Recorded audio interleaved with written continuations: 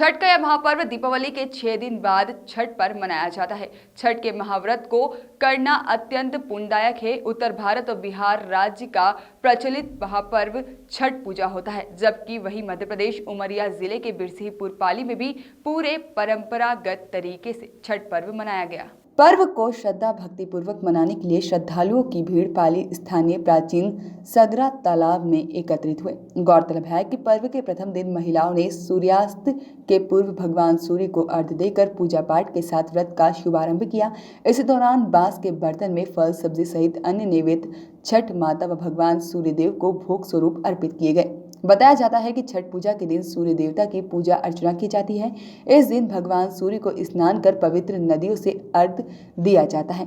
उसके उपरांत विशेष पूजा अर्चना की जाती है, जिससे परिवार को दीर्घायु खुशहाली प्राप्त होती है।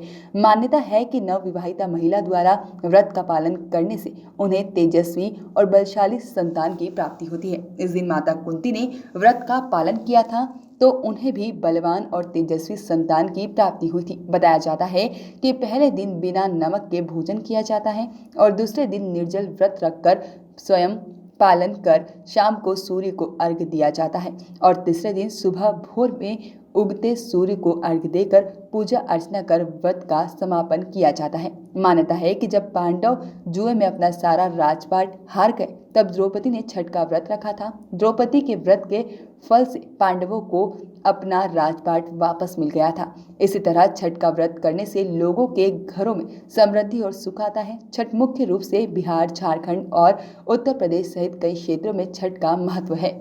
छठ पर्व का बहुत बड़ा महत्व है। हम लोग बहुत उत्साह से मनाते हैं। पहले दिन नहा के खाते हैं बिना लहसुन प्याज का खाना। दूसरे दिन शाम के टाइम खीर पूरी सब बनता है। छोटी छठ हाँ, छोटी छठ जिसको खरना बोला जाता है।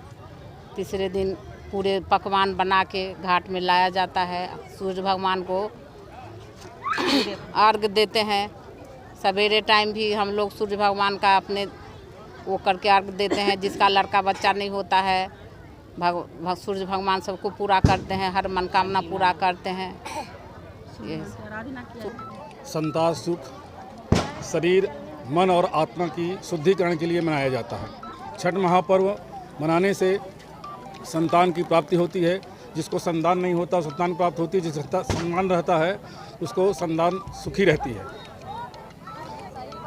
पुराणों में मान्यता है कि चित्रसेन, राजा चित्रसेन को संतान नहीं थी।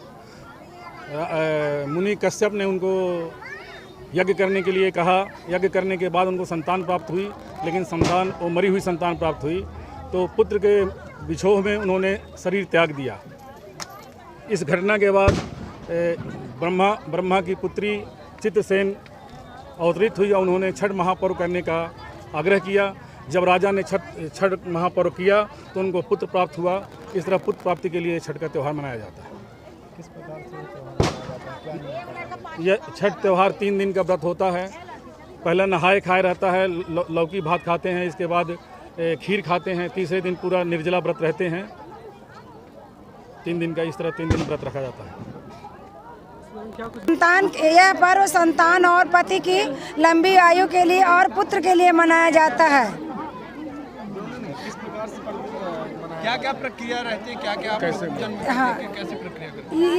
इसकी प्रक्रिया यह है कि 3 दिनों से हम लोग ये व्रत को रखते हैं। पहला दिन हम लोग खीर लौकी भात खाते हैं और दूसरे दिन हम लोग दिन भर उपवास रह करके शाम को खीर पूड़ी खाते हैं और तीसरे दिन पूरा 24 घंटे का व्रत रखते हैं। इस व्रत को करने से हमारी सभी मनोकामनाएं पूर्ण हो जाती है।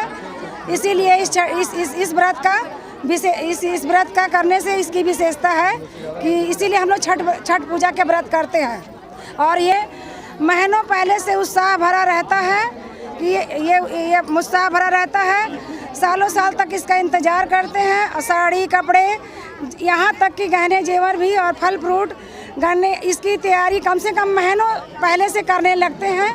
और हमारी इस व्रत को करने से हमारी सभी मनोकामनाएं पूर्ण हो जाती है। इसीलिए छठ पूजा का व्रत हम करते हैं। Bureau report, KNN news.